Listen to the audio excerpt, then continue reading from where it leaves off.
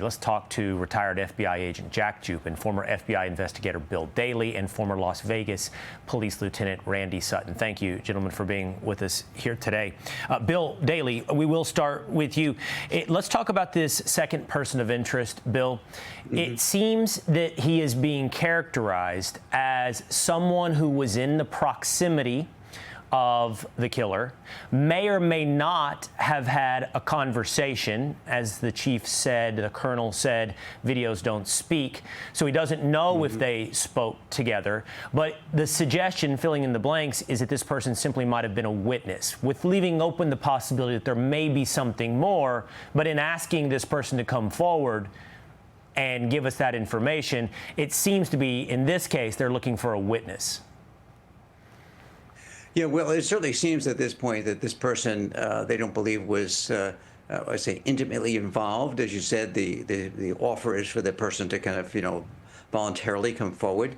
I would say, Will, is that having worked in my early part of my career with the Bureau as a special photographer, I can tell you that the image of this individual, and it could probably even be further maybe enhanced as they go along, will be to compare it through facial recognition with other databases. They can compare it to student databases at Brown. They can compare it to DMV databases, et cetera, et cetera. Those are publicly available. So there may be some other angle in order to identify who this person is. But I think going back to this point is that this person is kind of collateral to the incident. The primary individual of interest is the one we've seen the other images of, but perhaps this person can lend some further detail as to maybe if there was a conversation, if he kind of saw close up who the person was to get a better description of that person, even close where he's wearing a mask, something like that. Jack, as a supervisor of the FBI's terrorism task force, I'm tempted to ask you, what do you think law enforcement is doing right now? I do think we got some color into that in that press conference. It sounds like they are literally going door to door, trying to look at ring video, home surveillance cameras. And it really seems to me, and I lean on you as the expert, it seems to me they're still starting from first base. They're actually looking for a lead. So I'm tempted to ask you think there's more going on behind the scenes, more advanced than we believe? Or is that evidence, as it seems to me, that we're still starting from square one? Yeah, there definitely is, Will. There's a lot going on behind the scenes. As my former colleague, Paul Morrow, said, and Paul and I have worked together since 9/11. I know Paul very well. He brings up some very good points. The first point being, somebody's going to recognize this guy. Somebody knows who this guy is. And as your other guests have said, turn yourself in. If there's an issue, there's no issue.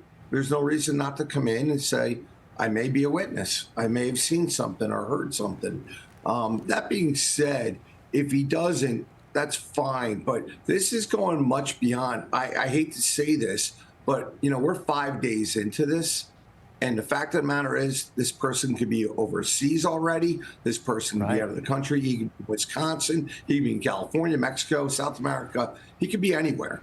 So the fact of the matter is, we're squaring off a small area, Will. That's not consistent with what the FBI will do. The FBI is going to expand this. You got to expand this. It's 5 days. I can get out of the country in 6 hours. In 5 days, I can be anywhere. So it's something to think about. Which, by the way, while I respect that there's a lot more going on behind the scenes, it does seem to validate my suspicion that we're not very far along in this investigation. There does not seem to be an indication that you have any strong leads to, in your example, expand this beyond a 30 square block radius around Brown University looking for a random video that gives you that initial lead. Jack, I want to ask you about initial leads. Again, these are things that I wonder how significant these details are and how much of a contribution they will be into ultimately identifying this suspect. People have talked about, number one, his gait, Jack. Second, that two-tone jacket. I don't know how unique it is or if we can see a brand on that jacket, but those seem to be two distinguishing characteristics beyond his build. And then finally, I'm just going to lay these three things at your feet, Jack. We don't know if this was a targeted killing. There are suggestions, there are suspicions, there are questions about whether or not, for example, Ella Cook was a target in this attack. And if that's the case, wouldn't you be looking at everyone who has ever come into contact with Ella Cook? To you, Jack. 100%. And, you know, Will, you brought up a good point about his walk, his gait. You know, I mean, I hate to say this, I hate to bring it up, but, you know, in the Charlie Kirk assassination, his mother turned him in because she recognized the way he walked and the way he acted, the way he moved. That is a very important thing. I know my friends. I know how they walk. I know how they talk. I know how they look. That's a very important thing. And again, you can't concentrate enough on. We need the public's help on this case.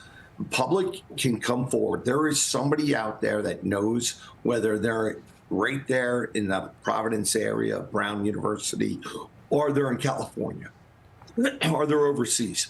There are people that know who this person is.